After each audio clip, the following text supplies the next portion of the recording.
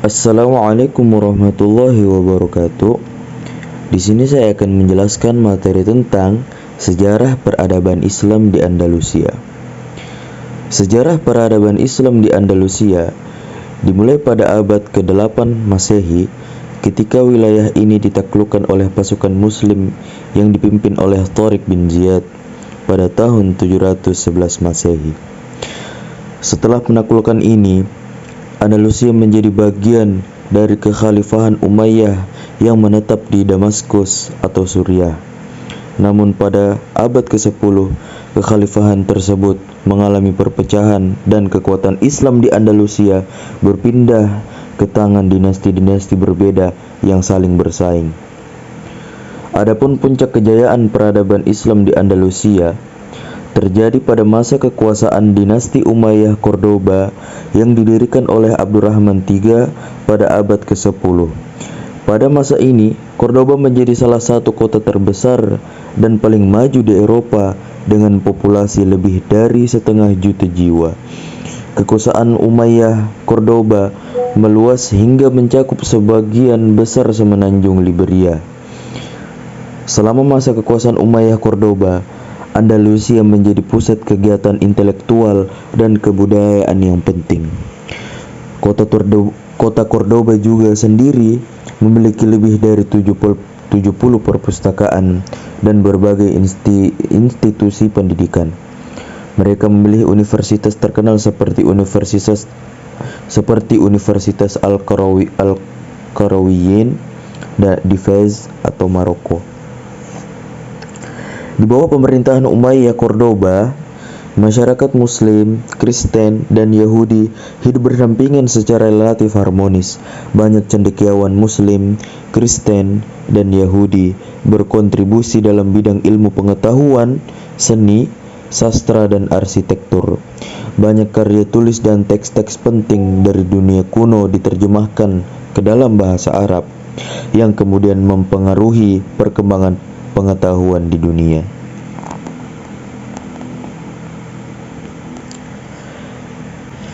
Baik, selanjutnya adalah kemajuan peradaban Islam di Andalusia.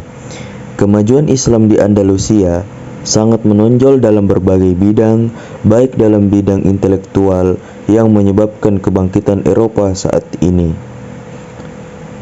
Dalam hal ini, bangunan fisik atau arsitektur maupun bidang-bidang lainnya.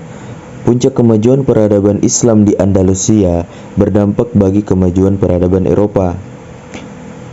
Adapun beberapa kemajuan peradaban Islam di Spanyol yaitu: 1. Perkembangan ekonomi. 2. Kemajuan intelektual dan ilmu agama, filsafat, sejarah, sains, bahasa sastra dan musik, dan fikih. Dan yang ketiga, kemajuan di bidang arsitektur. Kemajuan di bidang arsitektur ini meliputi pembangunan fisik. Yang paling menonjol adalah pembangunan gedung-gedung seperti pembangunan kota, istana, masjid, pemukiman, dan taman-taman. Di antara pembangunan yang megah adalah Masjid Cordova, Kota Az-Zahra, Istana Ja'fariyah di Zaragoza, Tembok Toledo, Istana Al-Ma'mun, Masjid Seville, dan Istana Al-Hamra di Granada. Selanjutnya adalah kemunduran dan kehancuran kekuasaan Islam di Spanyol. Adapun menurut Badri Yatim, kemunduran dan kehancuran disebabkan oleh beberapa faktor, antara lain yang pertama adalah konflik Islam dengan Kristen. Hal ini mulai terlihat ketika masa kekuasaan setelah Al-Hakam II yang dinilai tidak secakap dari khalifah sebelumnya. Bagi para penguasa, hanya mewajibkan membayar upeti saja. Mereka membiarkan umat Kristen menganut agamanya dan menjalankan hukum adat dan tradisi Kristen asal tidak ada perlawanan. Namun kehadiran Arab Islam tetap dianggap sebagai penjajah sehingga malah memperkuat nasionalisme masyarakat Spanyol Kristen. Alasan yang kedua adalah tidak adanya ideologi pemersatu. Hal ini terjadi hingga abad ke-10 atas perlakuan para penguasa muslim sebagaimana politik yang dijanjikan Bani Umayyah terhadap para mukallaf yang berasal dari umat setempat. Selanjutnya adalah kesulitan ekonomi. Masa Islam di Andalusia, para penguasa begitu aktif mengembangkan ilmu pengetahuan dan peradaban Islam sehingga mengabaikan perkembangan perekonomian. Akibatnya, timbul kesulitan ekonomi yang memberatkan dan berpengaruh bagi perkembangan politik dan militer.